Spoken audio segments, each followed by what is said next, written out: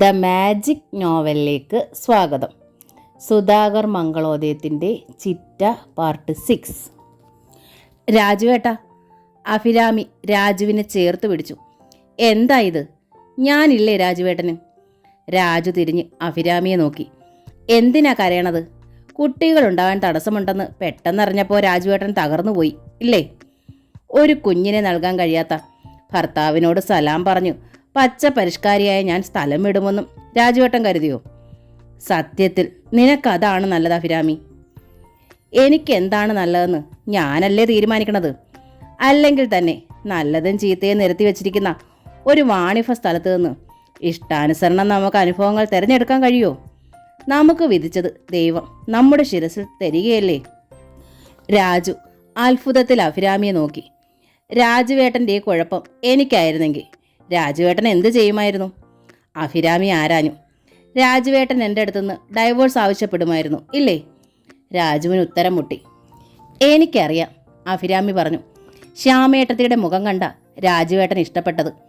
എന്നാൽ അവർ മുടന്തയാണെന്നറിഞ്ഞപ്പോൾ രാജുവിൽ ഒരു വിറയലുണ്ടായി, വല്ലാത്ത വീർപ്പുമുട്ടലും.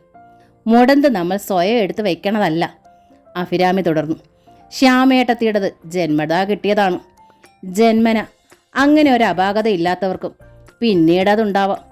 ഒരു തീവണ്ടിയിൽ നിന്ന് ഇറങ്ങുമ്പോൾ കുഞ്ഞൊരു അശ്രദ്ധ മതി 2 കാലും നഷ്ടപ്പെടാൻ, പോരെ?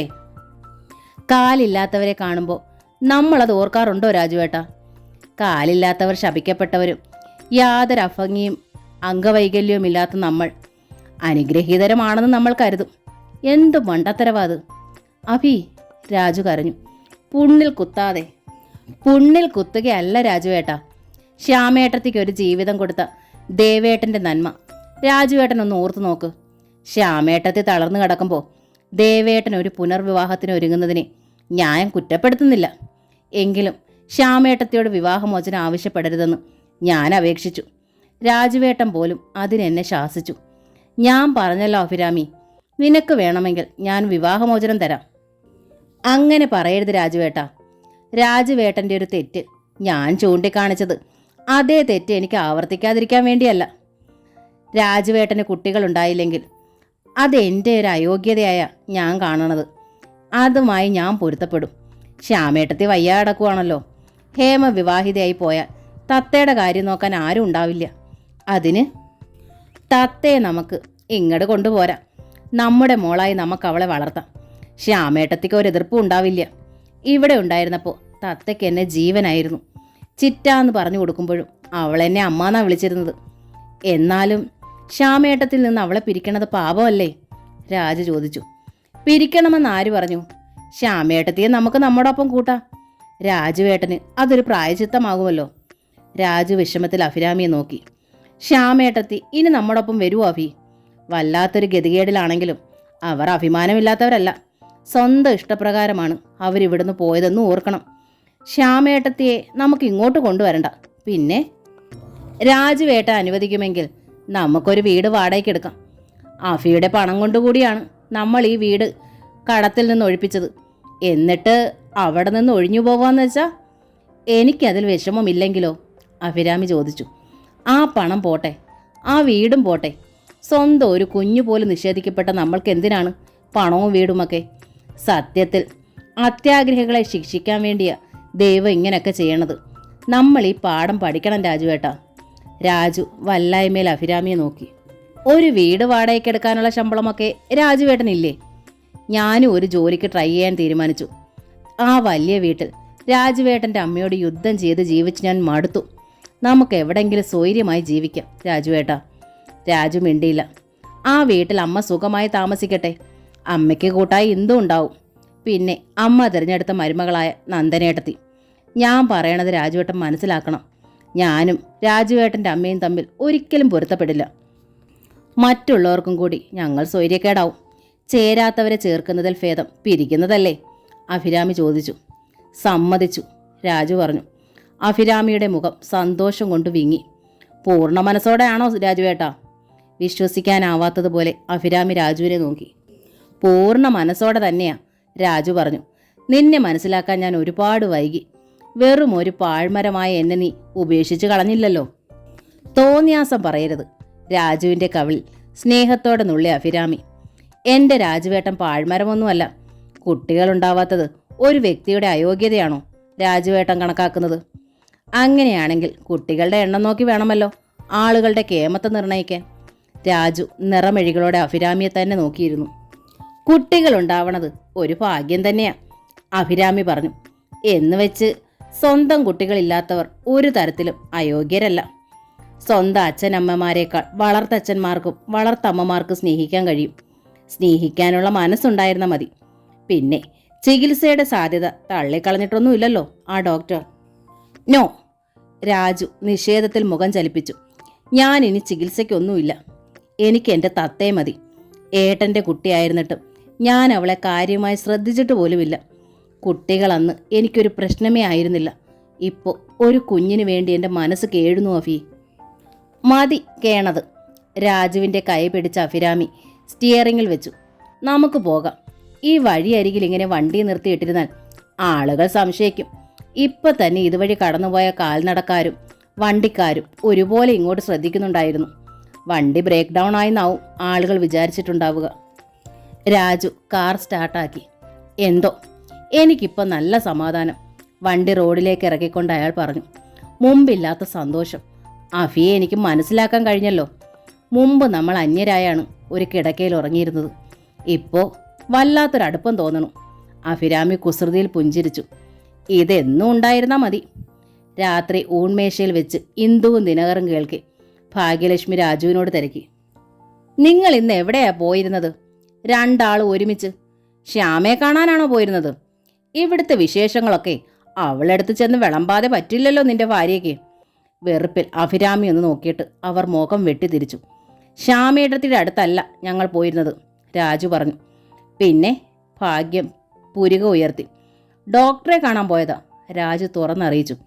എന്നിട്ട് ഭാഗ്യം രാജുവിനെ നോക്കി. നിനക്കല്ലല്ലോ തകരാറ് ഇല്ലേ?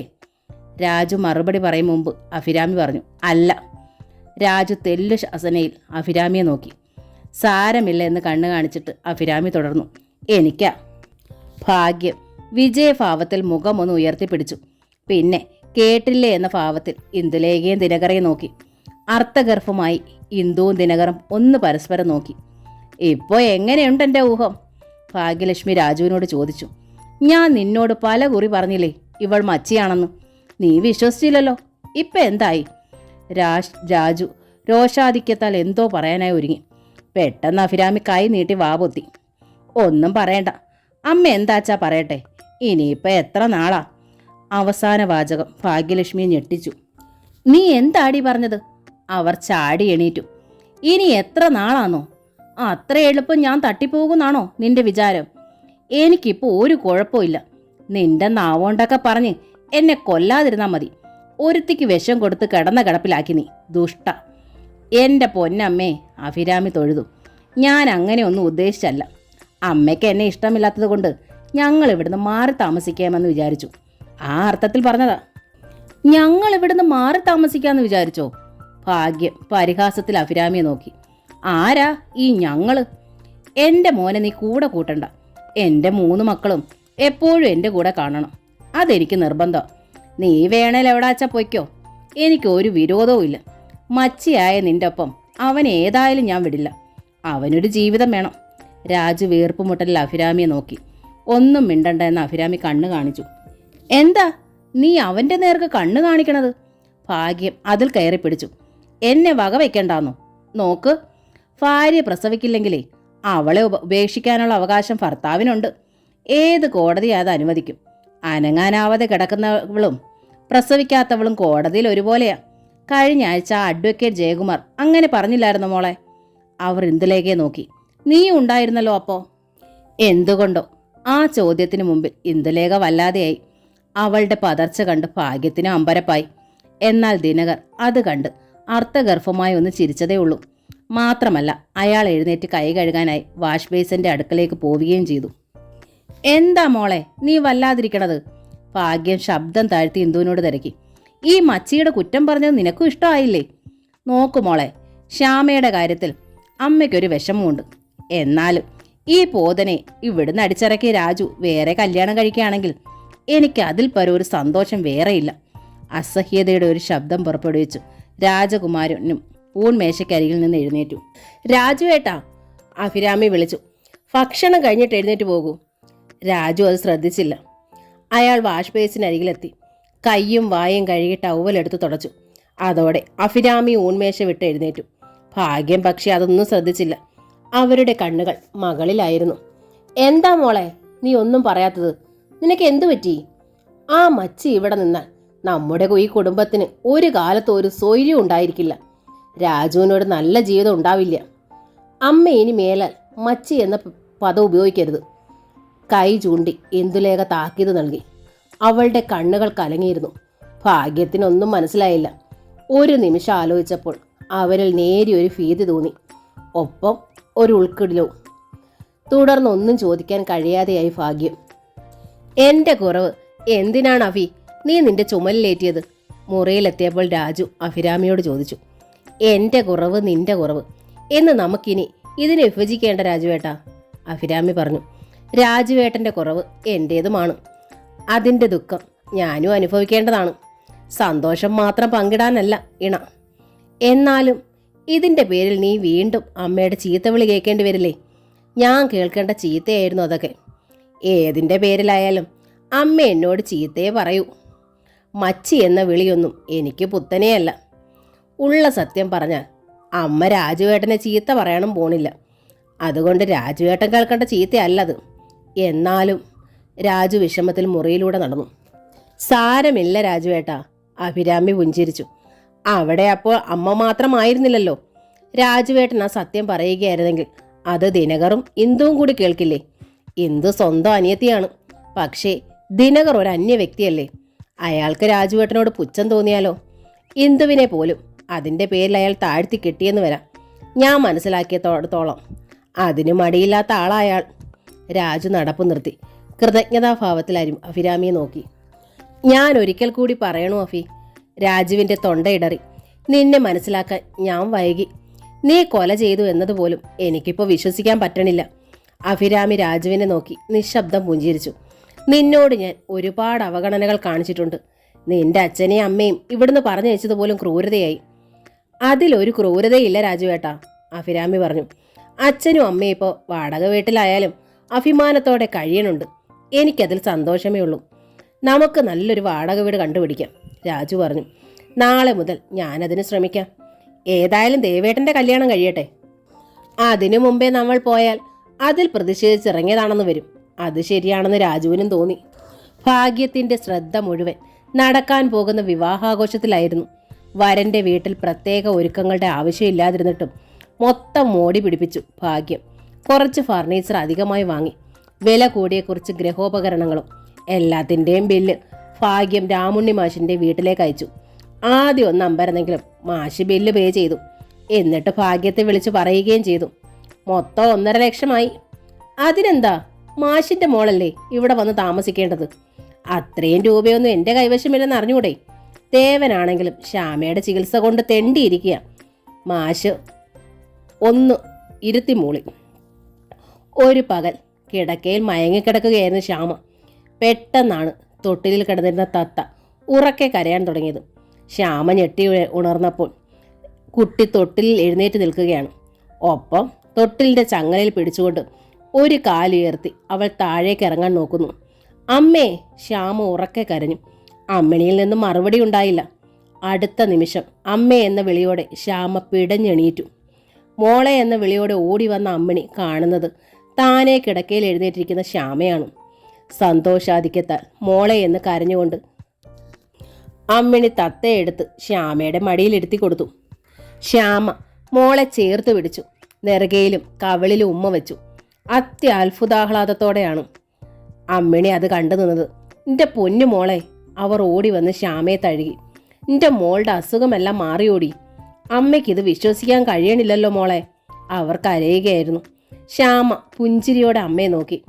എനിക്കും വിശ്വസിക്കാൻ കഴിയണില്ലമ്മേ, ഇടർന്ന സ്വരത്തിൽ അവൾ പറഞ്ഞു. തൊട്ടിൽ നിന്ന് മോൾ താഴെ വീഴുമെന്ന് തോന്നിയപ്പോൾ ഞാൻ എന്നെ മറന്നുപോയി. ഞാൻ അറിയാതെയാണ് എൻ്റെ ശരീരം പൊന്തിപ്പോയത്. ആ ചികിത്സ ഫലിച്ചു, അമ്മിണി കരഞ്ഞു. എൻ്റെ പ്രാർത്ഥനയും. ഈ ഡോക്ടറെ ഏർപ്പാടാക്കി തന്നത് അഭിരാമിയാണ്. സത്യത്തിൽ എൻ്റെ ഹേമയെ പോലെ തന്നെ അവൾ എന്നെ സ്നേഹിക്കുകയും ശുശ്രൂഷിക്കുകയും സഹായിക്കുകയും ചെയ്തു. തീരാത്ത നന്ദിയുണ്ട് അഭിയോട് എനിക്ക്, ശ്യാമ പറഞ്ഞു. അവളാണ് നിനക്ക് വിഷം തന്നതാണെന്നാണല്ലോ എല്ലാവരും പറഞ്ഞത്. ഹേമയെ ഞാനും പലതവണ ചോദിച്ചിട്ടും മോൾ അതേക്കുറിച്ച് ഒന്നും പറഞ്ഞില്ലല്ലോ, അമ്മിണി ചോദിച്ചു. അഭി ഒരിക്കലും എനിക്ക് വിഷം തരില്ലമ്മേ. ആ കുട്ടി പാവമാണ്. ഞാൻ അറിഞ്ഞിടത്തോളം നല്ലവളാണ്, ശ്യാമ പറഞ്ഞു. അവൾ കൊലപാതകിയാണെന്ന് ഹേമ പോലും പറഞ്ഞു. അങ്ങനെ ഒരു കേസ് അഭിരാമിയുടെ പേരിലുണ്ട്.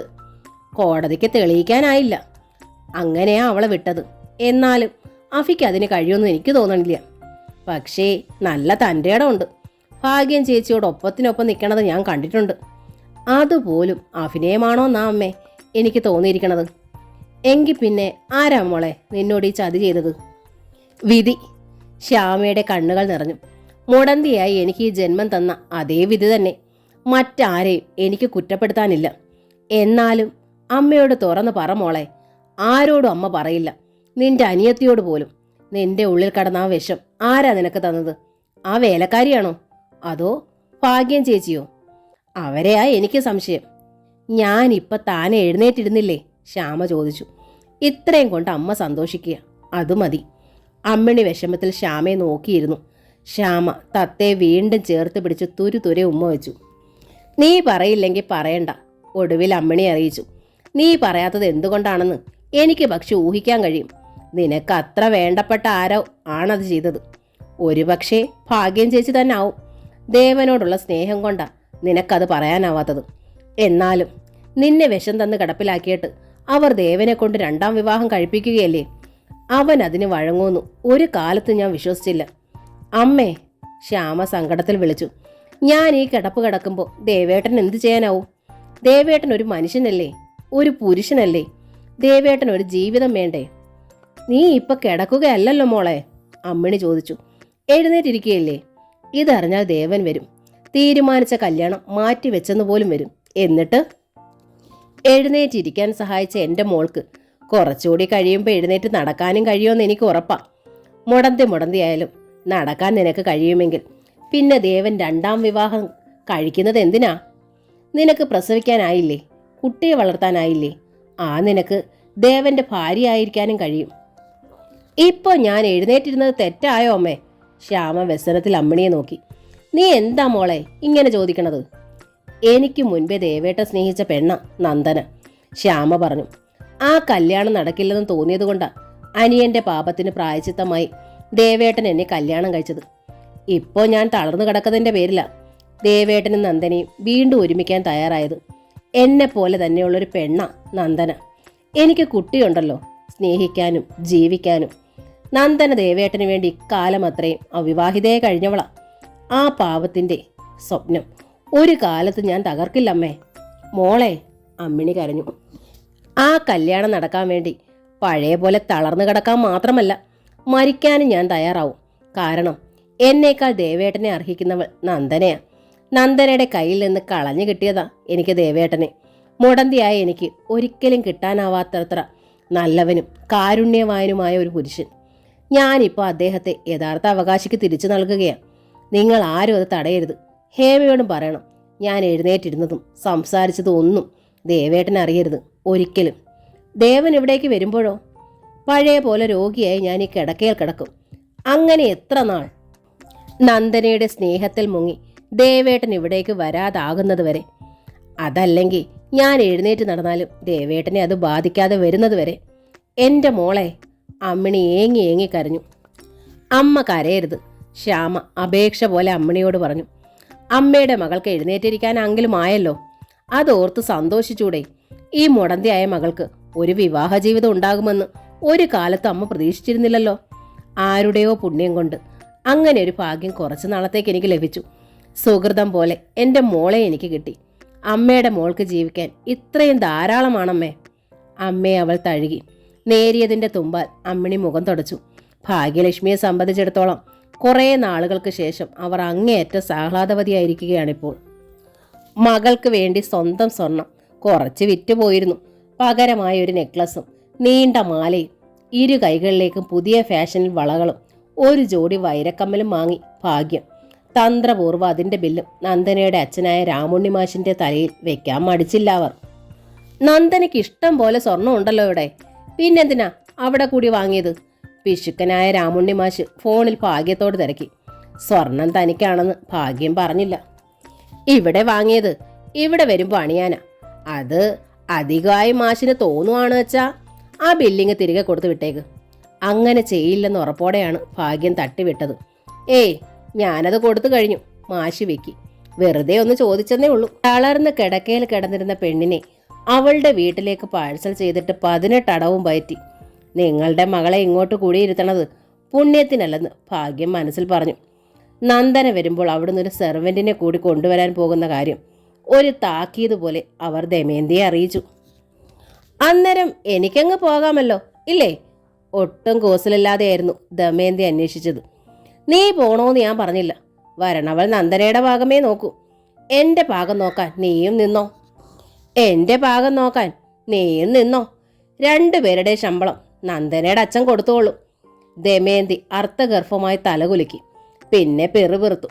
പാമ്പിൻ്റെ വായിലേക്ക് തവളകൾ വന്ന് കയറണത് പോലെയല്ലേ ഇവരുടെ വീട്ടിലേക്ക് പെമ്പിള്ളാർ വന്ന് കയറണത്. 2ാം കെട്ടും 3ാം കെട്ടുമൊക്കെയായി. ശരിക്കും ഭാഗ്യലക്ഷ്മി തന്നെ. എന്താടി പിറുപിറുക്കണത്? എന്നെ പ്രാവുവാണോ അസത്തെ? ഭാഗ്യ ഒച്ച വെച്ചു. എൻ്റെ പൊന്നു കൊച്ചമ്മേ, ചിരിയമർത്തിക്കൊണ്ട് ദമയന്തി പറഞ്ഞു. കൊച്ചമ്മയുടെ അടുത്തേക്ക് വരണ പെങ്കൊച്ചുങ്ങൾ ഭാഗ്യവതികളാണെന്ന് പറയുകയായിരുന്നു ഞാൻ. ഇതുപോലെ സ്നേഹമുള്ള ഒരു അമ്മായിയമ്മേ അവർക്ക് കിട്ടുമല്ലോ. ഇവൾ തന്നെ പരിഹസിക്കുകയാണോ എന്ന് ഭാഗ്യത്തിന് സംശയം തോന്നി. പക്ഷേ പറഞ്ഞ വാചകങ്ങൾ നല്ലതായതുകൊണ്ട് തട്ടിക്കയറാനും വയ്യ. അനിഷ്ടത്തിൽ ഹ് എന്നൊരു ശബ്ദമുണ്ടാക്കിക്കൊണ്ട് ഭാഗ്യം തിരിഞ്ഞു നടന്നു. അപ്പോഴാണ് ഇന്ദുലേഖ അകത്തേക്ക് വന്നത്. മുഖത്ത് വല്ലാത്ത വാട്ടം, നടത്തത്തിൽ ക്ഷീണഭാവം. കുറച്ച് ദിവസമായി ഭാഗ്യം അത് ശ്രദ്ധിക്കണത്. ചോദിച്ചാൽ മറുപടി പറയുകയുമില്ല. അമ്മയെ കണ്ടിട്ടും ഇന്ദു ശ്രദ്ധിക്കാതെ നേരെ സ്റ്റെയർ കേസിൻ്റെ നേർക്ക് നടന്നു. മോളെ, ഭാഗ്യം പിന്നിൽ നിന്ന് വിളിച്ചു. ഇന്ദു തിരിഞ്ഞു നിന്നു. എന്താ മോളെ ഇത്? നീ ഇന്ന് ഉച്ചയ്ക്ക് ആഹാരമൊന്നും കഴിച്ചില്ലേ? മുഖം വല്ലാതെ വാടിയിരിക്കണല്ലോ. ഇന്ദു എന്തോ പറയാനായി ചുണ്ടുവിടർത്തി. അപ്പോഴാണ് പുറത്തുനിന്ന് ദിനകർ കയറി വന്നത്. അവർ ഒരുമിച്ചാണ് പുറത്തുനിന്ന് എത്തിയെന്നും ഭാഗ്യത്തിനും തോന്നി. ദിനകറെ കണ്ടതും ഇന്ദു വീണ്ടും തിരിഞ്ഞ് സ്റ്റെയർ കേസ് കയറാൻ തുടങ്ങി. പുറമേ ദിനകറും നടന്നു. അയാൾ പക്ഷേ സന്തോഷവാനും ഉത്സാഹവാനുമായിരുന്നു. ഇവൾക്ക് എന്താ പറ്റിയത് ഭാഗ്യം? മേനോൻ ഭാര്യയോട് ചോദിച്ചു. വല്ലാത്തൊരു മാറ്റം. ചോദിച്ചാ പറഞ്ഞില്ലെങ്കിൽ ഞാനെങ്ങനെ മനസ്സിലാക്കും? ഭാഗ്യം കൈമലർത്തി. കുറേ നാളായി ഈ പരുവ. ഇപ്പോഴാണെങ്കിൽ വീട്ടിൽ ഒന്നിനും ഒരു കുറവില്ല. കുട്ടികളുണ്ടാവാത്ത ആ കൊലപാതകയെ കൂടി ഇവിടുന്നൊന്ന് പറഞ്ഞയച്ച് എൻ്റെ നന്ദന മോളും ഇങ്ങു വന്നു കയറിയാൽ ഈ വീടൊരു സ്വർഗമായി മാറും. അത് ഇവൾക്കും അറിയാം. എന്നിട്ട് ഇവളെന്താ ഇങ്ങനെ മുഖം വീർപ്പിച്ച് നടക്കണത്? ഞാനാണെങ്കിൽ ഈ കഷ്ടപ്പെടുന്നത് മുഴുവൻ ഇവൾക്ക് വേണ്ടിയാ. ദിനകറുമായി വല്ല പിണക്കോ? മേനോൻ ചോദിച്ചു. അതാ എൻ്റെ സംശയം, ഭാഗ്യം പറഞ്ഞു. പക്ഷേ ദിനകറിൻ്റെ മുഖത്താണെങ്കിൽ അതിൻ്റെ യാതൊരു ലക്ഷണവും കാണാനുമില്ല. എന്നൊന്ന് മൂളിയിട്ട് മേനോൻ മെല്ലെ തിരിഞ്ഞു നടന്നു. ദേവകുമാരൻ്റെയും നന്ദനയുടെയും കല്യാണം നടത്താൻ തീരുമാനിച്ചിരിക്കുന്നത് ടൗണിലെ ഏറ്റവും മുന്തിയ ഓഡിറ്റോറിയത്തിൽ വെച്ചായിരുന്നു. രാവിലെ 11-ന് കല്യാണം, 11:30 മുതൽ സദ്യ, വൈകുന്നേരം അതേ ഓഡിറ്റോറിയത്തിൽ വെച്ച് തന്നെ റിസപ്ഷൻ. എല്ലാം രാമുണ്ണി മാഷിൻ്റെ ചെലവ്. സ്വന്തം കയ്യിൽ നിന്ന് തന്നെ എല്ലാറ്റിനും പണം മുടക്കേണ്ടി വരുന്നതിൻ്റെ ഈർഷ്യയ്ക്കൊപ്പം മകളുടെ വരൻ്റെ ഉദ്യോഗത്തെക്കുറിച്ച് ആളുകൾ തിരക്കുമ്പോഴുള്ള അസഹ്യതയും അയാളെ വലച്ചു. ഒരു തയ്യക്കാരന് വേണ്ടി ഇപ്പോൾ തന്നെ 5 ലക്ഷം ഞാൻ ചെലവാക്കി കഴിഞ്ഞു. മാഷ് പരിഭവത്തിൽ മകളോട് പറഞ്ഞു. കല്യാണം കഴിയുമ്പോൾ അത് 10 ആവും. ഒപ്പം എനിക്കുള്ളതെല്ലാം അവന് കാണിക്ക ഇടുകയും വേണം. എല്ലാം നിന്റെ ഒരുത്തിയുടെ സന്തോഷത്തിന് വേണ്ടിയാണെന്ന് ഓർത്തോളണം. എനിക്ക് ഓർമ്മയുണ്ടച്ചാ, നന്ദനെ അറിയും. എന്നാലും ഇതൊരു 2ാം ഘട്ടമാണെന്ന് ഓർക്കുമ്പോഴും അനങ്ങാൻ വയ്യാതെ കിടപ്പിലാണെങ്കിലും അവൻ്റെ ആദ്യ ഭാര്യ ഇനിയും മരിച്ചിട്ടില്ലെന്നറിയുമ്പോഴും എൻ്റെ നെഞ്ച് നീറുവാ. എങ്കിലും എൻ്റെ മോളെ, നീ ഇത്ര മണ്ടിയായി പോയല്ലോ. രാമുണ്ണി മാഷ് മൂക്കിൽ വിരൽ ചേർത്തു. നന്ദന അതിന് മറുപടി പറഞ്ഞില്ല. കല്യാണത്തിന് ഇനി 3 നാളല്ലേ ഉള്ളൂ. അഭിരാമി ഓഫീസിലേക്ക് പോകാനായി ഇറങ്ങിയ രാജുവിനോട് പറഞ്ഞു. ഞാൻ ഇന്ന് ശ്യാമേട്ടത്തി ഒന്ന് കാണാൻ പൊയ്ക്കോട്ടെ രാജുവേട്ടാ. ഇവിടുന്ന് പോയ ശേഷം ഒന്ന് ചെന്ന് കാണാൻ ഇതുവരെ കഴിഞ്ഞില്ല. മോളെ കണ്ടിട്ടും എത്ര കാലമായി. ദേവേട്ടൻ്റെ കല്യാണത്തിന് മുമ്പ് തന്നെ എനിക്കൊന്ന് ചെന്ന് കാണണം. അത് കഴിഞ്ഞ് ഞാൻ എങ്ങനെ ശ്യാമേട്ടത്തെ അഭിമുഖീകരിക്കും? കല്യാണത്തെ പറ്റിയൊന്നും പറയണ്ട, രാജു ചട്ടം കെട്ടി. എല്ലാം ദേവേട്ടൻ ചെന്ന് പറഞ്ഞല്ലോ. മാനസികമായി ശ്യാമേട്ടത്തി പ്രിപ്പയർഡ് ആയിരിക്കും. എന്നാലും നിന്റെ നാവ് കൊണ്ട് അവർക്ക് വേദനയൊന്നും ഉണ്ടാവരുത്. അതെന്നോട് പറയണോ രാജുവേട്ടാ? അഭിരാമി ചോദിച്ചു. എന്നാലും ഞാൻ ഓർമ്മിപ്പിച്ചെന്നേ ഉള്ളൂ. രാജു പുഞ്ചിരിച്ചു. തുടർന്ന് അഭിരാമിയെ നോക്കി കൈ വീശി അയാൾ ഇറങ്ങി. രാജു ഉപേക്ഷിച്ച മട്ടിൽ വെച്ചിരുന്ന പഴയ ബൈക്കിലാണ് അഭിരാമി ശ്യാമാഫയിലേക്ക് പുറപ്പെട്ടത്. മകളെ മടിയിൽ കിടത്തി താരാട്ടിക്കൊണ്ടിരുന്ന ശ്യാമ പോർച്ചിൽ വന്നിരുന്ന ബൈക്കിൻ്റെ ശബ്ദം കേട്ട് അമ്മയെ വിളിച്ചു. ആരോ ബൈക്കിൽ വന്നിട്ടുണ്ട്. ദേവേട്ടനാണെങ്കിൽ പഴയ സ്കൂട്ടറിലേ വരൂ. കല്യാണം പ്രമാണിച്ച് ദേവൻ പുതിയ ബൈക്ക് വാങ്ങിയതാണെങ്കിലോ? അമ്മിണി സംശയത്തോടെ ചോദിച്ചു. ഏതായാലും കല്യാണത്തിന് മുമ്പ് അവൻ വന്ന് കാണാതിരിക്കില്ല. ഹേമ ഇവിടെ ഇല്ലാത്ത സ്ഥിതിക്ക് സുധീന്ദ്രനായിരിക്കില്ല വന്നതെന്ന് ഉറപ്പ്. ആരായാലും അമ്മ ചെന്ന് നോക്ക്, ശ്യാമ പറഞ്ഞു. മോളെ എടുത്തോളൂ, ഞാൻ കിടക്കാൻ പോവാ. അമ്മിണി തത്തയെ എടുത്തതും ശ്യാമ കിടക്കയിലേക്ക് മലർന്നു. വാതിൽ തുറന്ന അമ്മിണി മുന്നിൽ അഭിരാമിയെ കണ്ട് അമ്പരന്നു. എന്താ അമ്മേ ഇങ്ങനെ കണ്ണും മിഴിച്ച് നോക്കണത്? അഭിരാമി ചിരിച്ചു. ഞാനാ അഭിരാമി. എനിക്ക് മനസ്സിലായി. അമ്മിണി പുഞ്ചിരിച്ചു. ബൈക്കിൻ്റെ ശബ്ദം കേട്ടപ്പോൾ ആണുങ്ങൾ ആരാണ്ടാണെന്നാണ് ഞാൻ വിചാരിച്ചത്. അതാ അങ്ങ് അതിശയിച്ചു പോന്നത്. തത്തേ, ചിറ്റയുടെ പൊന്നു എന്ന് വിളിച്ചുകൊണ്ട് അമ്മിണിയുടെ കയ്യിൽ നിന്ന് അഭിരാമി കുട്ടിയെ വാങ്ങി ഇരു കവിളിലും ഉമ്മ നൽകി. തത്തമോള് നല്ലോണം വലുതായല്ലോ. അമ്മൂമ്മ സ്നേഹമൂട്ടി തടിപ്പിച്ചു. വീണ്ടും വീണ്ടും അവൾ തത്തയ്ക്ക് ഉമ്മ കൊടുത്തു. ശ്യാമേട്ടത്തേക്ക് കുറവുണ്ടല്ലോ ഇല്ലേ? അകത്തേക്ക് കടക്കുമ്പോൾ ശബ്ദം താഴ്ത്തി അഭിരാമി അമ്മിണിയോട് ചോദിച്ചു. എന്താ മറുപടി നൽകണമെന്ന് അമ്മിണിക്ക് അറിയില്ലായിരുന്നു. വാതിൽ കടന്നു വരുന്ന അഭിരാമിയെ കണ്ട് ശ്യാമ തീർത്തും തരളിതയായി. എഴുന്നേറ്റിരിക്കണമെന്നും അഫിയെ ചേർത്ത് പിടിച്ച് അവിടുത്തെ വിശേഷങ്ങളൊക്കെ തിരക്കണമെന്നും അവൾക്ക് വല്ലാത്ത ആഗ്രഹമുണ്ടായിരുന്നു. അഭിരാമിയുടെ പ്രത്യേകമായ വിശേഷത്തെക്കുറിച്ച് അറിയാനായിരുന്നു ഏറ്റവും ആകാംക്ഷ. പക്ഷെ മിണ്ടാൻ വയ്യ. മിണ്ടിയാൽ അത് അവിടെ എറിയും. ആ നിമിഷം ദേവേട്ടൻ ഓടിയെത്തും. എല്ലാറ്റിനും ഉപരി താൻ സംസാരിച്ചെന്നറിഞ്ഞാൽ എല്ലാവരും ആദ്യം ചോദിക്കുക ആ ചതി ചെയ്തത് ആരാണെന്നാവും. വേണ്ട എന്ന് ശ്യാമ മനസ്സിൽ പറഞ്ഞു. ശ്യാമേട്ടത്തി. അഭിരാമി അരികിലിരുന്ന് ശ്യാമയെ തഴുകി. ശ്യാമയുടെ കണ്ണുകൾ തുളുമ്പി. വിഷമിക്കരുത് ശ്യാമേട്ടത്തി. ഒട്ടും മനസ്സോടെയല്ല ദേവേട്ടൻ. എനിക്കതറിയാം. ദേവേട്ടൻ്റെ മനസ്സിൽ ഇപ്പോഴും ശ്യാമേട്ടത്തെയാണ്. പെട്ടെന്ന് നിയന്ത്രണം തകർന്ന് ശ്യാമ ഏങ്ങിപ്പോയി. അഭിരാമി ആ മുഖം ചേർത്ത് പിടിച്ചു. പറയാനായി ആശ്വാസവാക്കുകളൊന്നും എൻ്റെ കയ്യിലില്ല. അറിയാതെ അഭിരാമിയും കരഞ്ഞുപോയി. അപ്പോഴേക്കും അമ്മിണി ഒരു ഗ്ലാസ്സിൽ ചായയുമായി വന്നു. മടങ്ങാൻ നേരം ശ്യാമയെ കെട്ടിപ്പിടിച്ച് അഭിരാമി ആ നെറ്റിയിൽ ചുണ്ടമർത്തി. ഞാൻ കൂടെ കൂടെ വരാം. ഒരു തവണ വരുമ്പോൾ ശ്യാമേട്ടത്തി തത്തയെ എൻ്റെ ഒപ്പം അയക്കണം. എത്ര നാളായി ഞാൻ അവളെ കെട്ടിപ്പിടിച്ചുറങ്ങിയിട്ട്. രാജുവേട്ടനും അവളെ കാണാൻ കാത്തിരിക്കുക. ഒരു ദിവസത്തേക്കെങ്കിലും തത്തയെ എൻ്റെ ഒപ്പം അയക്കില്ലേ ശ്യാമേട്ടത്തി? നിറമെഴികളോടെ ശ്യാമ അഭിരാമിയെ നോക്കി. പിന്നെ ആ കണ്ണുകൾ പൂട്ടി. അതിൻ്റെ അർത്ഥം അഭിരാമിക്ക് മനസ്സിലായില്ല. ശ്യാമേട്ടത്തി അഭിരാമി വിളിച്ചു. ശ്യാമ മിഴികൾ തുറന്നില്ല. പക്ഷേ ആ കൺപീലികൾക്കിടയിലൂടെ നീർച്ചാലുകൾ കവിളിലേക്കൊഴുകി. അഭിരാമി അന്താളിപ്പിൽ അമ്മിണിയെ നോക്കി. കുട്ടിയൊന്നും വിചാരിക്കരുത്, അമ്മിണി പറഞ്ഞു. തത്ത മോളെ അവൾ എങ്ങടും വിടില്ല. ഒരു ദിവസത്തേക്കെന്നല്ല, ഒരു നിമിഷത്തേക്ക് പോലും. ഈ കുട്ടിയുടെ മുഖം കണ്ട എൻ്റെ മോൾ ജീവിക്കണത്. അവൾക്ക് മറ്റെന്തുണ്ട്? അവളുടെ ഭർത്താവ് അവളെ ഉപേക്ഷിച്ചുവെന്ന് മോൾക്കറിയാലോ. ആ രണ്ടാം കല്യാണം നടക്കാൻ പോവുകയാണെന്നും. ഈ കുഞ്ഞിനെ കൂടി പിരിഞ്ഞാൽ അവൾ തകർന്നു പോവില്ലേ? സോറി ശ്യാമേട്ടത്തി, അഭിരാമി തൊഴുതു. ഞാൻ ഇത്രയും വിചാരിച്ചില്ല. തത്തമ്മോളോടുള്ള സ്നേഹക്കൂടുതൽ കൊണ്ട് ചോദിച്ചതാ. അവളോടൊപ്പം ഇത്തിരി സമയം കഴിയാനുള്ള കൊതി കൊണ്ട്. അവളെ ഞാൻ എൻ്റെ മോളായാ കരുതിയിരിക്കുന്നത്. ആ തോന്നലിൽ ചോദിച്ചു പോയതാ. ശ്യാമയുടെ കാലിൽ തൊട്ടു അവൾ. മാപ്പ്. ശ്യാമ എന്നിട്ടും മിഴികൾ തുറന്നില്ല. മോളെയും എൻ്റെ മോൾക്ക് വലിയ സ്നേഹമാ, അമ്മിണി അഭിരാമിയോട് പറഞ്ഞു. അഭിരാമി എന്നല്ല, അഫി എന്നാ പറഞ്ഞിരുന്നത്. എന്നാലും അവളെ ഉപേക്ഷിച്ച ഭർത്താവിൻ്റെ വീട്ടിലേക്ക്, ആ ഭർത്താവിൻ്റെ രണ്ടാം ഭാര്യയുടെ അടുത്തേക്ക് അവൾ എങ്ങനെയാ സ്വന്തം കുഞ്ഞിനെ അയക്കുക? അത് വേണ്ട മോളെ, ഒരു തരത്തിലും അത് ശരിയാവില്ല. എൻ്റെ സ്വന്തം മോളെ പോലെ കരുതി പറയുക. കുട്ടിക്ക് എപ്പോൾ വേണമെങ്കിലും ഇവിടേക്ക് വരാം. രാജുവിനും വരാം. നിങ്ങളിവിടെ വന്ന് താമസിക്കുകയും ചെയ്യാലോ. ശ്യാമ എപ്പോഴും നിങ്ങളുടെ ഏട്ടത്തിയമ്മയാ. ദേവന് വേറെ ഭാര്യയായെങ്കിലും എൻ്റെ മോളുടെ ജീവിതത്തിൽ ഇനി ഈ ജന്മം മറ്റാരും ഉണ്ടാവില്ല. ആ തൊണ്ടയിടറി. ശരിയമ്മേ, അഭിരാമി അമ്മിണിയുടെ കൈ കവർന്നു. ഞാൻ ഇടയ്ക്കിടെ വന്നോളാം. പിന്നെ ശ്യാമയെ നോക്കി. ശ്യാമേട്ടത്തി, ശ്യാമ അപ്പോഴും മിഴികൾ തുറന്നില്ല. അഭിരാമി തിരിഞ്ഞ് തത്തമോൾക്ക് ഉമ്മ നൽകി. ചിറ്റേ ഇറങ്ങുക. അവൾ പുറത്തേക്ക് നടന്നു. അഭിരാമിയെ യാത്ര അയച്ചിട്ട് അമ്മിണി അകത്തേക്ക് വന്നപ്പോൾ ശ്യാമ മിഴികൾ തുറന്നിരുന്നു. സ്നേഹക്കൂടുതൽ കൊണ്ടാ ആ കുട്ടി അങ്ങനെ ചോദിച്ചത്. അമ്മിണി പറഞ്ഞു. എനിക്കറിയാം. ശ്യാമ കണ്ണു തുടച്ചു. പിന്നെന്തിനാ നീ അവളോട് പിണങ്ങിയത്? പിണങ്ങിയതല്ലമ്മേ. എന്നെ സ്വന്തം ഏട്ടത്തെയായി കരുതുന്ന അഭി എൻ്റെ അടുത്ത് വന്ന് എൻ്റെ മോളെ കൂടെ അയക്കാമോ എന്ന് ചോദിച്ചാൽ ആവില്ലെന്ന് എനിക്ക് പറയാൻ പറ്റുമോ? മോളെ പിരിഞ്ഞ് ഒരു ദിവസം കഴിയാൻ എനിക്കാവുമോ എന്ന് ഞാൻ കണ്ണുകൾ പൂട്ടി അല്പനേരം ആലോചിച്ച് നോക്കുകയായിരുന്നു. അപ്പോഴേക്കും അമ്മ അയക്കില്ലെന്ന് പറഞ്ഞു കഴിഞ്ഞല്ലോ.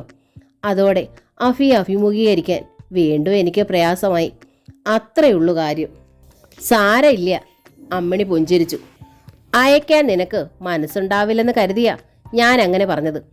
ഏതായാലും അത് നന്നായി എന്നാ ഇപ്പം എനിക്ക് തോന്നണത്.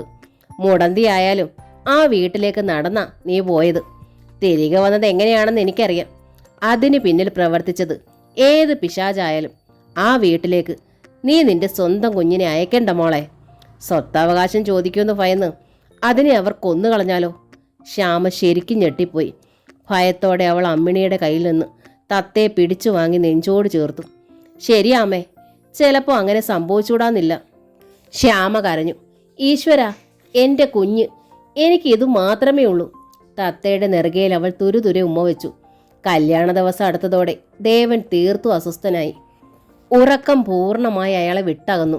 വിവാഹം കഴിക്കാൻ പോകുന്ന നന്ദനയുടെ മുഖമായിരുന്നില്ല ദേവന്റെ ഓർമ്മയിൽ. ക്രൂരമായി താൻ ഉപേക്ഷിച്ചു കളഞ്ഞ ശ്യാമയുടെ മുഖമായിരുന്നു.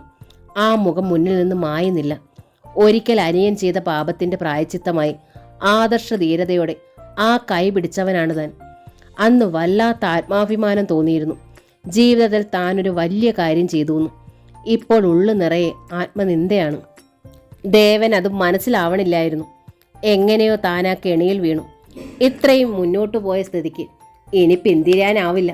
ഇവിടെ വിട്ട് എവിടേക്കെങ്കിലും പോയി കളഞ്ഞാലോ? നന്ദനെ അത് താങ്ങുമോ?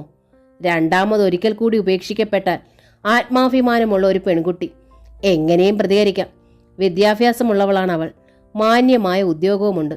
നിശ്ചയിക്കപ്പെട്ട വിവാഹത്തിന്റെ തലേന്നോ 2 നാൾ മുമ്പോ വരൻ അപ്രത്യക്ഷനായാലുള്ള അപമാനം നന്ദനയ്ക്ക് അസഹ്യമായിരിക്കും. അതിനവൾ തന്നോട് പകപോക്കുക ചിലപ്പോൾ സ്വന്തം ജീവിതം വലിച്ചെറിഞ്ഞുകൊണ്ടുമാവാം. വയ്യ, ദേവൻ പുളഞ്ഞു. ശ്യാമയുടെ അവസ്ഥ നന്ദനയുടേതിൽ നിന്ന് മെച്ചമാണ്. നന്ദനെ വിവാഹം കഴിക്കാൻ പോകുന്ന കാര്യം താൻ ശ്യാമയെ അറിയിച്ചതാണ്. അത് കഴിഞ്ഞിട്ടിപ്പോൾ ദിവസങ്ങളായി.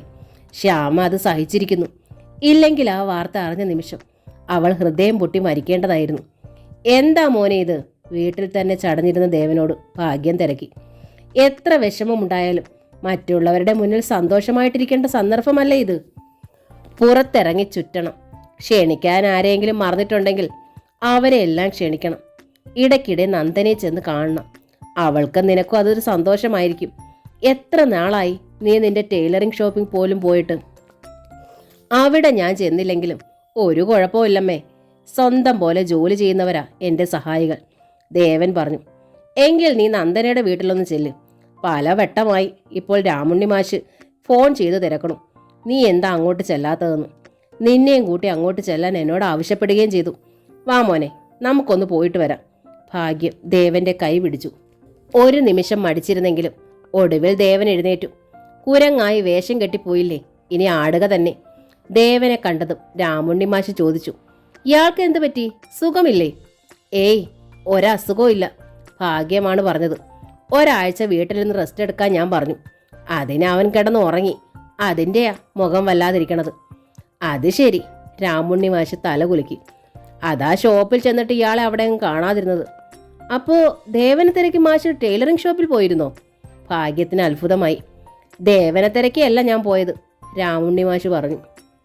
ഇയാളുടെ ഷോപ്പ് ഇരിക്കുന്നതിന് താഴെ ഒരു ടെക്സ്റ്റൈൽ ഷോപ്പില്ലേ, സുനയന, അത് ഞാൻ വിലയ്ക്ക് വാങ്ങി, നന്ദനയുടെ പേരിൽ. ഭാഗ്യത്തിൻ്റെ കണ്ണുകൾ അത്ഭുതത്തിലും ആഹ്ലാദത്തിലും വിടർന്നു. ദേവന് പക്ഷേ അമ്പരപ്പാണുണ്ടായത്. സുനയന എന്ന് എഴുതിയ ബോർഡ് ഇപ്പം നന്ദന എന്ന് തിരുത്തുകയാണ്, രാമുണ്ണി മാഷ് പറഞ്ഞു. മുകളിലത്തെ ടൈലറിംഗ് ഷോപ്പും താഴത്തെ ടെക്സ്റ്റൈൽ ഷോപ്പും ഒരേ സ്ഥാപനത്തിൻ്റെ ഭാഗങ്ങളാവും. ടൈലറിംഗ് ഷോപ്പിനോടനുബന്ധിച്ച് ഒരു റെഡിമെയ്ഡ് വിങ്ങും ഓപ്പൺ ചെയ്യും.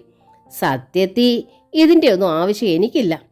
ഞാനിതൊക്കെ ചെയ്യണത് എൻ്റെ മകളുടെ ഭർത്താവ് എന്ത് ചെയ്യുന്നു എന്ന് ചോദിക്കുന്നവരോട് അവനൊരു തയ്യൽക്കാരനാണെന്ന് പറയാനുള്ള മടി കൊണ്ടാ. ഇനി മുതൽ അയാൾ ഒരു ടെക്സ്റ്റൈൽ ഷോപ്പ് ഉടമയാണെന്ന് എനിക്ക് പറയാമല്ലോ. നല്ല കാര്യം. ഭാഗ്യം മാഷിനെ തൊഴുതു. ഒക്കെ മാഷിൻ്റെ ദയവും സ്നേഹവും. പിന്നെ ദേവനോട് പറഞ്ഞു, മോനെ, നീ ഇതൊന്നും ഒരു കാലത്തും മറക്കാൻ പാടില്ല. എൻ്റെ മോനൊരു നല്ല മേൽവിലാസമായല്ലോ. ഇവനെ ഓർത്ത് ഞാൻ എത്ര വേദനിച്ചതാ. രാജുവിൻ്റെ മുന്നിൽ ഇവൻ എപ്പോഴും വിലയിടിഞ്ഞവനായിരുന്നു. കല്യാണാലോചന വന്നാലും രാജുവിന് മതി എല്ലാവർക്കും. അന്നത്തെ എൻ്റെ ഏറ്റവും വലിയ ആഗ്രഹമായിരുന്നു എൻ്റെ 2 മക്കളും ഒരുപോലെ ഉയർന്ന നിലയിലെത്തണമെന്ന്.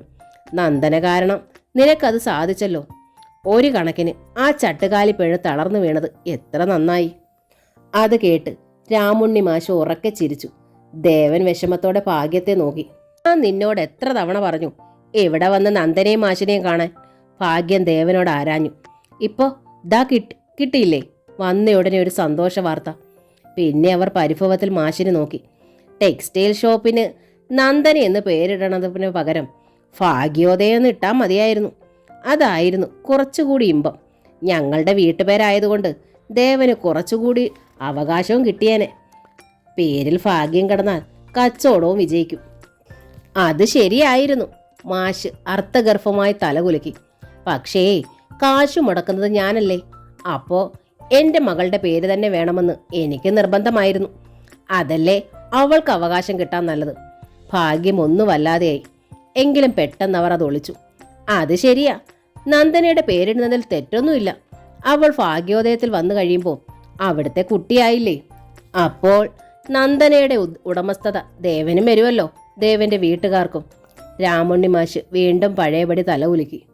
കല്യാണം ഉറപ്പിച്ച ശേഷമായിരുന്നു ഭാഗ്യലക്ഷ്മിയുടെ അത്യാർത്തി മാഷിന് ബോധ്യമായത്. ഇത് തൻ്റെ മകളെ കുഴപ്പത്തിലാക്കുമോ എന്ന് സംശയമുണ്ടായി. സാരമില്ല, വരുന്നിടത്ത് വെച്ച് കാണാം എന്ന് മാഷ് തീരുമാനിച്ചു. നന്ദനയെ കണ്ടില്ലല്ലോ. ഭാഗ്യ എഴുന്നേറ്റ് അകത്തേക്ക് ഓടി. നന്ദന കോളേജിലേക്കുള്ള നോട്ട്സ് തയ്യാറാക്കുകയായിരുന്നു. ഭാഗ്യം അവളെ ചേർത്ത് പിടിച്ച് നെറുകയിൽ ചുംബിച്ചു. കല്യാണം ഉറപ്പിച്ചതുകൂടെ മോൾ ഒന്നുകൂടി സുന്ദരിയായി. ഇനി ഞങ്ങളുടെ വീട്ടിലെത്തണതോടെ കണ്ടാൽ തിരിച്ചറിയാതാവും. ഇവിടെ പെണ്ണുങ്ങളാരുമില്ലല്ലോ. മോളെ, വേലക്കാരികളെ വിശ്വസിക്കരുത്. ചേച്ചിയെന്നും അമ്മാന്നും ഒന്നും വിളിക്കരുത്. വേലക്കാരെ വേലക്കാരിയായി തന്നെ കാണണം. വരച്ച വരയിൽ നിർത്തുകയും വേണം. അതാ തറവാടിത്തം. നന്ദന ഒരക്ഷരവും ശബ്ദിച്ചില്ല. ദേവനെ അവൾക്ക് ജീവനായിരുന്നു. അയാൾക്ക് വേണ്ടിയാണ് നന്ദന അവിവാഹിതയായി ജീവിച്ചതും. എന്നാൽ ദേവന്റെ വിവാഹം കഴിഞ്ഞതോടെ ഏതാണ്ട് ഒരു സന്യാസി ജീവിതം നയിക്കുകയായിരുന്നു അവൾ. ഓർക്കാപ്പുറത്താണ് ശ്യാമകടപ്പിലായ വിവരം അറിയണത്. അപ്പോഴും ദേവന്റെ ജീവിതത്തിലേക്ക് തിരിച്ചു വരണമെന്ന ആഗ്രഹമില്ലായിരുന്നു. ഭാഗ്യ ആൻറ്റി നിർബന്ധിച്ചപ്പോൾ എതിർക്കാൻ കഴിയാതെ പോയതാണ്. ഹൃദയത്തിൽ പൂജിച്ച് സൂക്ഷിച്ചിരുന്ന പുരുഷനുമായി ഒന്നിച്ച് ജീവിക്കാൻ ഒരു അവസരം വന്നാൽ സാധാരണക്കാരിയായ ഒരു പെണ്ണ് എങ്ങനെ അത് നിഷേധിക്കും? ശ്യാമയാണെങ്കിൽ ആ വീട് വിട്ട് പോവുകയും ചെയ്തു. എന്നിട്ട് അവളെ ഓർത്ത് ദുഃഖിക്കുന്നവളാണ് നന്ദന. ഇപ്പോഴാണെങ്കിൽ ഭാഗ്യ ആൻറ്റിയെക്കുറിച്ചുള്ള ഭീതിയും അവളെ ബാധിച്ചു തുടങ്ങി. ഒട്ടും മനസ്സലിവോ ധാർമ്മികതയോ ഇല്ലാത്ത സ്വഭാവമാണ് ദേവേട്ടൻ്റെ അമ്മയുടേത്. അവിടെ ചെന്നാൽ താൻ ഇതെങ്ങനെ താങ്ങും എന്നവൾക്ക് അറിയില്ലായിരുന്നു. മോളെന്താ ഒന്നും മിണ്ടാത്തത്? ഭാഗ്യ നന്ദനയോട് ചോദിച്ചു. അമ്മ പറഞ്ഞത് മോൾക്ക് ഇഷ്ടമായില്ലേ? നോക്ക്, മോളുടെ അച്ഛൻ മോളോടുള്ള സ്നേഹം കൊണ്ടാണ് ദേവന്റെ ഷോപ്പിന്റെ താഴെയുള്ള ജൗളിക്കട കൂടി വാങ്ങി അവന് കൊടുത്തത്. മോളുടെ പേരാ അതിനിട്ടിരിക്കണത്. മോൾ അങ്ങോട്ട് വന്നു കഴിഞ്ഞാലെങ്കിലും അത് ഭാഗ്യോദയമെന്നാക്കി മാറ്റണം കേട്ടോ. എന്നാലല്ലേ ദേവനും അതിൽ അവകാശം ഉണ്ടാവും. നന്ദന അനുകൂല ഭാവത്തിൽ തലകുലുക്കി.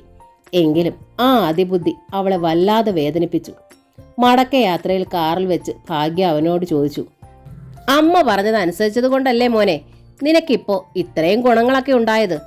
സുനയന പോലുള്ള ഒരു വലിയ ജൗളിക്കട നിന്റെ സ്വന്തമായില്ലേ? മുകളിൽ റെഡിമെയ്ഡ് വിങ്ങും കൂടിയാവുമ്പോൾ അതൊരു വമ്പൻ സ്ഥാപനമാവും. അതിനെല്ലാം അവകാശിയായ നീ ഇപ്പൊ രാജുവിനേക്കാളും മുകളില. ദിവസം എന്തു വരുമാനമായിരിക്കും? എണ്ണിച്ചുട്ട അപ്പം പോലെ മാസാമാസം കിട്ടണ ശമ്പളമല്ലേ ഉള്ളൂ രാജുവിന്. ദേവൻ അതിന് മറുപടി ഒന്നും പറഞ്ഞില്ല. അതുകൊണ്ട് ഇനിയും എന്നെ അനുസരിച്ച് നീ നിൽക്കണം, ഭാഗ്യം പറഞ്ഞു. എങ്കിൽ നിനക്ക് ഇനിയും നല്ലതേ വരൂ. എൻ്റെ വരുതി വിട്ട് ആ ചട്ടുകാലിയെ കല്യാണം കഴിച്ചതിൻ്റെ ദോഷമായിരുന്നു ഇതുവരെ നിനക്ക് സംഭവിച്ചതല്ല. അമ്മ ദയവ് ചെയ്ത് ശ്യാമ ഇനിയും ചട്ടുകാലി എന്ന് വിളിക്കരുത്. നമ്മുടെ ജീവിതത്തിൽ നിന്ന് അവൾ ഒഴിഞ്ഞു പോയല്ലോ. അവളെ കൊണ്ട് ഇപ്പം നമുക്കൊരു ഉപദ്രവവുമില്ലല്ലോ. പിന്നെന്തിനാ ആ പാവത്തെ പഴിക്കണത്? ഭാഗ്യത്തിന് ആ വർത്താനം ഒട്ടും ഇഷ്ടമായില്ല. അതല്ലെങ്കിലും നീ നന്ദിയില്ലാത്തവനാ. അവർ പിറുപിറുത്തു. നിന്റെ കൂറ് ഇപ്പോഴും അവനോടാ. ശ്യാമയോട്. അവൾക്ക് വേണ്ടി ചെയ്യാവുന്നതൊക്കെ നീ ചെയ്തില്ലേ? വേറെ ഏതൊരു പുരുഷൻ ചെയ്യുമടാ ഇത്രയും? ഇന്നത്തെ കാലത്ത് പെണ്ണുങ്ങൾക്കില്ല ഇത്രയും മനസ്സലിവ്. പിന്നെ നീ എന്തിനാടാ ആണൊരുത്തിന് ഇത്ര കടന്ന് വേവലാതിപ്പെടണത്? ദേവൻ ഉത്തരമില്ലാതായി. ആ തക്കത്തിന് ഭാഗ്യം തുടർന്നു. ഇനി ഏതായാലും അവളെ എഴുന്നേറ്റ് നടക്കാൻ പോണില്ല. ഈ കിടപ്പ് കിടന്ന് കുറേ കഴിയുമ്പം ബെഡ് സോറുണ്ടാവും. പിന്നെ അത് ചീഞ്ഞു നാറാൻ തുടങ്ങും. മനുഷ്യൻ അടുക്കാൻ അറയ്ക്കും. ദേവൻ അത് കേട്ടിട്ട് നെഞ്ചു പൊട്ടുന്നത് പോലെ തോന്നി. ഇത്രയും ദുരന്തം ഏറ്റുവാങ്ങാൻ വേണ്ടി ആ പാവം പെണ്ണ് എന്തു കുറ്റം ചെയ്തു എന്ന് അയാൾ സ്വയം ചോദിച്ചു. അപ്പോഴും ഭാഗ്യം തുടരുകയാണ്. ഒടുവിൽ ഒരു ദിവസം അതേ കിടപ്പിൽ കിടന്നു അമ്മേ എന്ന് കരഞ്ഞുകൊണ്ട് ദേവൻ പെട്ടെന്ന് ഭാഗ്യത്തിന്റെ വായ് പൊത്തി. ബാക്കി പറയല്ലേ അമ്മേ, എനിക്കത് ഓർക്കാൻ വയ്യ. എൻ്റെ ശ്യാമയില്ലാത്ത ലോകത്തെക്കുറിച്ച് സങ്കല്പിക്കാനേ എനിക്ക് വയ്യ. ഭാഗ്യം ദേവന്റെ കൈ പിടിച്ചു മാറ്റി. എൻ്റെ ശ്യാമയോ? അവർ കണ്ണു മിഴിച്ചു. എൻ്റെ നന്ദനെന്ന് പറയടാ. ഇനി നിനക്ക് നന്ദനേ ഉള്ളൂ. ചിറ്റ എന്ന നോവലിൻ്റെ ഈ ഭാഗം ഇവിടെ പൂർണ്ണമാവുകയാണ്. ഈ നോവൽ നിങ്ങൾക്ക് ഇഷ്ടമായെങ്കിൽ ലൈക്ക് ചെയ്ത്, ഷെയർ ചെയ്ത്, സബ്സ്ക്രൈബ് ചെയ്ത് ഹൈപ്പും കൂടി ചെയ്യണേ. Thank you.